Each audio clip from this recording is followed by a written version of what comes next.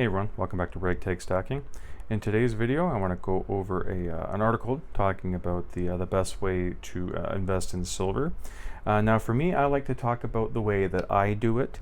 I don't like to claim that the way I do it is the best way, you know what I mean? It's just the way that I prefer to do it. I'm not an expert, you know what I mean? So I'm not going to sit here and say that my way is the best or anything like that. But I do have certain ways that I like to stack, and I've gone over it several times on this channel. So if you've been watching it for any amount of time, you do know that I like to pick up as much silver as I can for the cheapest price. And I usually go for the coins. I like picking up some coins from different countries. I do like my Maple Leafs. I have some Eagles here, partial to the Britannias, but I also like some of the generic rounds. You can see some Silvertown coins up here, and I got some bars and stuff like that. But for me, I do like trying to get silver for the best and cheapest price. And I have some junk silver as well that goes into the premium, trying to get the silver as cheap as I can.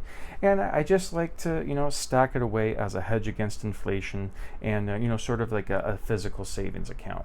So that's the way that I like to do it. I'm not saying it's the best. You know what I mean? I'm not trying to claim that, but that's the way that I like to do it. So what I wanted to do today is go on to this article here from CoinWeek, and it says, the best way to invest in silver. So I thought I would go over that and see how much of the way that I like to stack is overlapped in this article, and where there might be, a few changes that, I might not consider the best for me, but in this article they might say, might be the best overall way of stacking. Right now what I'm going to do is I'm going to jump onto the computer and quickly go over this article. Okay, so this is the article here. It's on CoinWeek. I do like CoinWeek. They have a lot of good articles, and this one is the best way to invest in silver. I will leave a link in the description because I'm just going to gloss over some things and get to some key points here. And one of the things they say right off the bat, and it's one of the ways that I like to stack, and it says, if one of your goals is to put aside as much silver as you can afford, your best bets are either lower premium bars or what's called junk silver, which refers to 90% silver, dimes, quarters, and half dollars. And the half dollars have a smaller premium compared to those dimes and quarters. And I've noticed that, especially up here in Canada, that I tend to go for the half dollars because the dimes and quarters are that little bit more expensive. There's a bit more of a premium tacked onto here, at least up in Canada, on the sites that I've been seeing. So one of my favorite things to buy is actually some Canadian junk silver, the majority of which is 80%. I like picking up the Canadian silver dollars and half dollars, but just like the 90%, the Canadian quarters and dimes do still carry a heavier premium compared to the half and full dollar. So the majority of my junk stack is 90% American silver and some 80% Canadian silver dollars and coins. So just going down here talking about if the monetary system ever does fully collapse, it would be quite useful to have these smaller coins as means of a barter, since it would make change compared to a larger silver bar. And I've mentioned that a couple of times, and that's what a lot of the prepper stacking community is into, is they like getting that junk silver to have that fractionalized silver that they can play around with and get to smaller amounts, so they don't need to just consistently drop down 10-ounce silver bars, in which I do have plenty of as well. I do like the silver bars. I have a bunch of the 1-ounce size, some 5-ounce, a few of the 10-ounce. 10 ounce is the highest I have right now. I think that I would possibly go as high as a kilo. I don't see myself going higher than that. And again, the purpose of the kilo, at least for me, if I were to ever purchase one, is getting it at that lower price. So I would go with a generic kilo bar as opposed to one of those kilo coins, like a kilo kookaburra, or especially like a kilo Libertad. Those are going to have the Libertad especially will have a hefty premium on it. Kookaburra won't be an insane premium compared to like the Libertad, but there will be more of a premium on top of the kilo coin compared to like a kilo generic cast bar. So if I do ever go to the kilo size, it will be in bar form. Like I said, just going down here talking about the premiums, but today these coins generally sell even on the wholesale market for a small markup over metal content. If you hold those coins until silver rises by say 10 ounces, you can sell them for a profit and not lose a chunk of your initial outlay to premiums. So that, obviously that makes sense, and that's why I keep saying that you got to set your budget, because once you buy the physical silver, then you're going to be in the hole. Either you're going to have those premiums tacked onto it. So if you were to buy 10 ounces of silver today and sell it back tomorrow, barring some huge spike in spot price, you're going to be taking a loss. Stacking silver is more of a long-term game. For me, I'm hoping not to have to touch it for a couple of decades, and in that time, I'm hoping that spot price will have slowly increased enough that I'll at least be in the black. I do this primarily as a hedge against inflation and physical savings account. So if in 10-15 years spot price has eliminated the hole that I'm in with the premiums and just made a slight profit off of it, that's all gravy. So some people don't like junk silver. Some people just like to get the bullion coins, the 1 ounce bullion coins, whether it be 3 9s or 4 9s. I did do a poll recently. 25% of the people said that they would not stack lower than 4 9s fine. So I will lump 3 9s fine in there just because it's the most common bullion ones. But the most common one on there was 90%. A lot of people do like junk, and they said that they would not stack lower than 90%. But we're getting into a section here of the people that don't even want to touch the junk or constitutional stuff. The most popular of which are the American Eagles, and they said they've sold 40 million last year, and they're down slightly this year just because of some of the things that they had to do. They had to shut down production from transitioning from the Type 1 to Type 2, so they weren't even minting American Silver Eagles for a little chunk of time back earlier in the year. So it does make sense that they're going to be behind the output from the year before. And yes, if you've been stacking for any amount of time, you do know that the American Silver Eagle is a coin, not a round. It's got a $1 denomination on it. And I do like stacking coins and rounds in the bullion form. And like I said previously, in the previous section there, bars as well. Now, I don't get too much into the numismatic side of it. For me, I'm just stacking for weight. Numismatic sides, I might get into collecting a little bit, but it says down here that recent analysis from Numismatic by Patrick Heller found proof silver eagles are one of the best performing numismatic coins of recent years. And it makes sense. I did try to get one of those V75 Privy American Eagles. I saw the enhanced reverse proof. I saw the hype over that one. That was before I started stacking or getting into stacking. I watched some old videos and people were talking about that release. I live up in Canada. I've ordered from the US Mint once, and there's a lot of shipping fees involved and import fees. For some of these numismatic coins, just paying an extra $80 is a drop in the bucket for the shipping and the import fees compared to what you'd make on the secondary market trying to flip it. So I do understand that, but I just was not able to get my hands on any of the coins. I just wasn't quick enough. The site kept crashing. I wasn't able to secure it and get the checkout.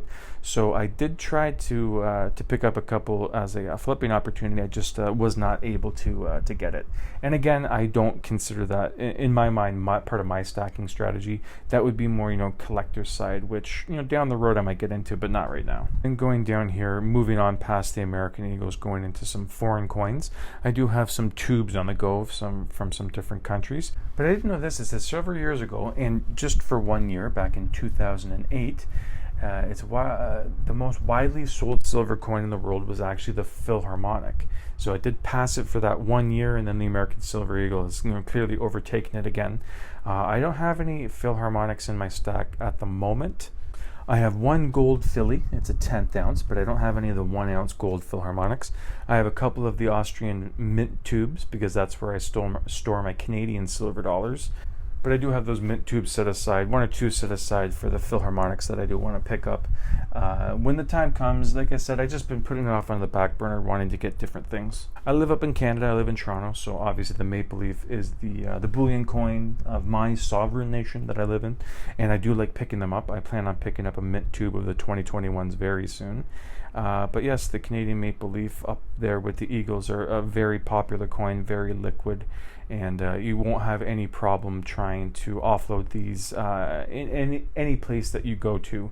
The maple leafs are just 1A compared to those Eagles as far as liquidity and recognizability. The one thing that the maple leafs have over the Eagles is the mintage. They do usually have a lower mintage than the American Eagles, but that's if you're just getting the bullion for weight. You're not really looking at a lot of rarities of the mintages and stuff like that. There are some coins, we'll be getting to them just in the bottom there, where some of the mintage are even lower, where it will affect some of the resale and stuff like that. But as far as thinking that you're going to be getting extra money for your Maple Leafs because it's a lower mintage than the Eagles, and in these terms we're going to be talking in the millions, is really not something that you should be worrying about or thinking that you're going to be getting extra money because your Maple Leafs are a 9 million mintage compared to a 20 million mintage or something. So skipping down here, going through the plethora of options that the Royal Canadian Mint has, because in my past videos or my recent videos, it's been a love-in on my channel recently for the Royal Canadian Mint. I've been talking about them a lot. But going down here, the Perth Mint is another one that I really like. And to be honest, I might like the Perth Mint slightly more than the Canadian Mint. Nothing against the Canadian Mint or anything like that. I just like some of the designs the Perth Mint come up with. The kangaroos have milk spotting issues, but I love the kookaburras and I love the koalas. Also, I love that rectangle bar I have. And also, the Perth Mint is the one that comes out with those coins from Tuvalu. Those Olympus coins, the gods of the Olympus, anything that you see with Tuvalu on it, that's made at the Perth Mint. So they do make some very nice coins. And just right here at the end, the Mexican Libertads is something that I just started getting into this year. All back dates, I haven't gotten any from this year, the 2021s. I have a couple from 2018, and I believe I have a 2020 as well. And I have multiple different sizes. I picked up a 5-ounce antiqued version. I picked up just a couple of the bullion 2-ounce and 1-ounce versions. I also have a 10th-ounce gold Libertad. But I would like to buy here and there. I would like to get my hands on a reverse proof and a proof. I'd probably be purchasing that in the 1-ounce or 2-ounce size. But I'm not actively stacking Libertads up here. The premiums on them are just too high to be consistently buying them and stacking tubes when I look at something like a Britannia or a Krugerrand. Even the Maple Leafs and the Eagles are cheaper than the Libertads. I just would go with those options more because I can make my dollar go further. And for me, it just makes more sense to be stacking weight with something that isn't as expensive as the Libertads. So I guess you can say that's the closest thing I have going to a collection, you know what I mean, or a collectible collector item. Just the regular Libertads, they're not numismatic. I don't think you would consider them semi-numismatic.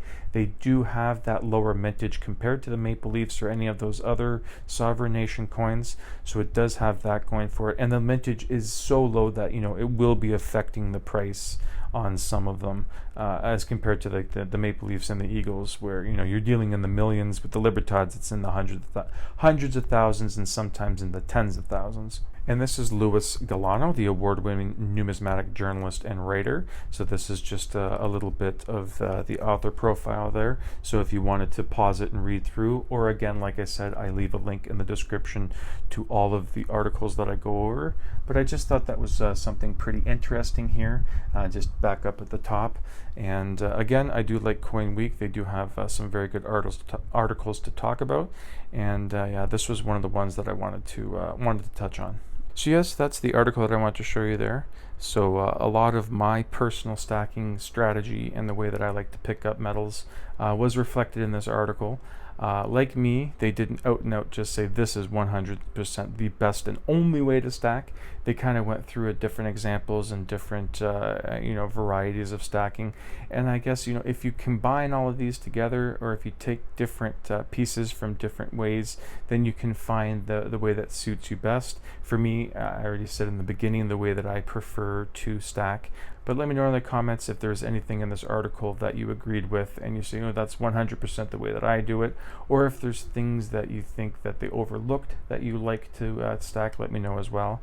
But I have been talking with a lot of people in the comments and seen some comments on previous videos, so I do have a pretty good idea of how a lot of the silver stacking community goes about with their stack.